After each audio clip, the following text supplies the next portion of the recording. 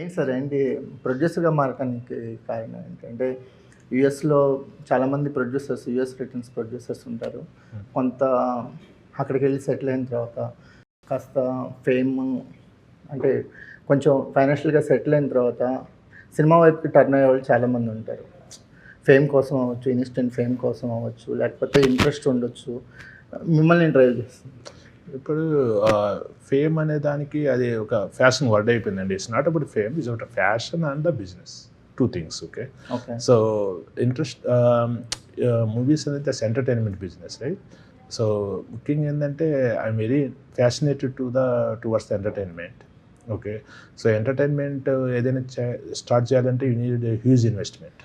Of course ఇప్పుడు మనకి interest ఉంటేనే సరిపోద్ది. We need sufficient funds to start the business. ఏంటికి చాలామంది యూఎస్ నుంచి వచ్చిన వాళ్ళు స్టార్ట్ చేస్తారంటే యూఎస్లో ఒక 10 years వర్క్ చేసి ఎస్టాబ్లిష్ అయిన తర్వాత they have sufficient funds to start the anything. Next వాళ్ళ దృష్టి ఫేమ్ వైపుకి వచ్చేస్తుంది. ఫేమ్ వైపు అనుకుంటే అగైన్ ఓకే ఈజ్ ఒకటి the fashion and the business, right? ఇప్పుడు ఇప్పుడు మన వాళ్ళు చాలా మైత్రి వాళ్ళు చాలామంది యూఎస్ రిటర్న్స్ ఓకే వాళ్ళకేం ఫేమేం కాదు, మైత్రి బ్యానర్ అంటే ఒక 5% పీపుల్లో అది కనిపిస్తుంది సార్. మిగిలిన వాళ్ళు అలా వచ్చి ఒక టెస్ట్ కేసు లాగా ఒక సినిమా చేసి మళ్ళీ కనిపించరు. వాళ్ళకేం ఫేమ్ ఏం రాదు కదండి, బ్యాడ్ నేమ్ తప్ప ఏం రాదు వాళ్ళకి వెరీ ప్రాక్టికల్. మీరు అన్నారు ఫేమ్ ఫేమ్ అంటుంటే అంటే ఇంటెన్షన్ ఆఫ్ మేకింగ్ ఒకటి ఉంటుంది కదా సార్. అంటే మనకి ఇక్కడికి డ్రైవ్ చేయడానికి ఒక 3 పాయింట్లు ఉంటాయి. ప్యాషను, లేదా ఇది ఒక బిజినెస్ సెక్టర్లో చూడటము, లేదు మన ప్రయత్నం ఒకటి అటు ఇటు అయినా మళ్ళీ చేసేవాళ్ళు చాలా తక్కువ మంది ఉంటారు. సో వాళ్ళని ఎలా చూస్తామంటే వాళ్ళు ఏంటి టూరిస్ట్ ప్రొడ్యూసర్స్ లా చూస్తాం. నో నాట్ టూరిస్ట్ అండి. I been experience, I made couple of friends. వచ్చిన తర్వాత they want to do the make the movies, right? ఒక మూవీ చేస్తారు, they see the struggles either making పరంగా కానీ ఈవెన్ ఇండస్ట్రీ పరంగా కానీ. There is a lot of things movie make చేసినప్పుడు, financial misuse కానీ, సో ద ఆర్టిస్ట్ కోఆపరేషన్ కానీ, there is lot of things, right? So that's the reason they are back out 80% I can say. మీరేం చెప్తారు? మీ experience ఏంటి? నా experience just I did one movie, this is my first production. So ఈ production ద్వారా ఈ making this movie I learn lot. Okay, so ఏది చేయకూడదు, ఎలా చేయాలి, ఓకే, సో మూవీ మేకింగ్లో ఏ precautions have to be take care అనేది ఐ లర్న్ లాట్. ఏం చేయకూడదు? ఫస్ట్ 3 చెప్పండి.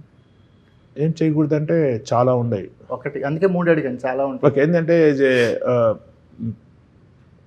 ప్రొడ్యూసర్గా ఫస్ట్ సమ్టైమ్స్ ఏంటంటే మనం కథ ఒక స్టోరీ అనేది ఒక 80% కంప్లీట్ చేసేసి ఓకే లెట్స్ స్టార్ట్ అంటాం.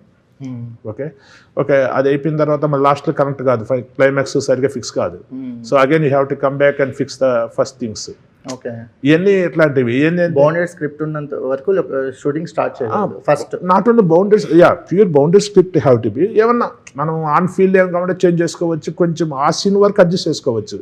సీనే ఇర్రెలెవెంట్ అయిందండి, సీన్స్ లేకుండా లొకేషన్స్కి వెళ్ళకూడదు. ఎగ్జాక్ట్లీ, అది ఫస్ట్ అయిపోయింది. సెకండ్ మిగతా వాళ్ళు కూడా మాట్లాడు అంటే చెప్తున్నా. ఓకే ఓకే అది మెయిన్ ఇంపార్టెంట్. ఓకే, బడ్జెట్ కూడా ప్లాన్ చేసుకోవాలి. ఇప్పుడు ముఖ్యంగా ఏంటంటే మన స్క్రిప్ట్ స్లాక్ అయితేనే బడ్జెట్ ప్రాపర్గా ప్లాన్ చేసుకోవచ్చు. So we have to manage art, especial for art is critical. So we have to. Art is very expensive. అదే క్రిటికల్ అంటే క్రిటికల్ అంటే స్క్రిప్ట్ రైటింగ్ కూడా క్రిటికల్ అంటే ఎక్స్పెన్సివ్. అంటే యాజ్ ఎ ప్రొడ్యూసర్గా చూజ్ చేసుకోవడము. ఓకే, ఏ ఆర్టిస్ట్ ఏ ఆర్ట్ మేనేజర్, ఆర్ట్ డైరెక్టర్ని చూజ్ చేసుకోవడం అనేది మోస్ట్ ఇంపార్టెంట్.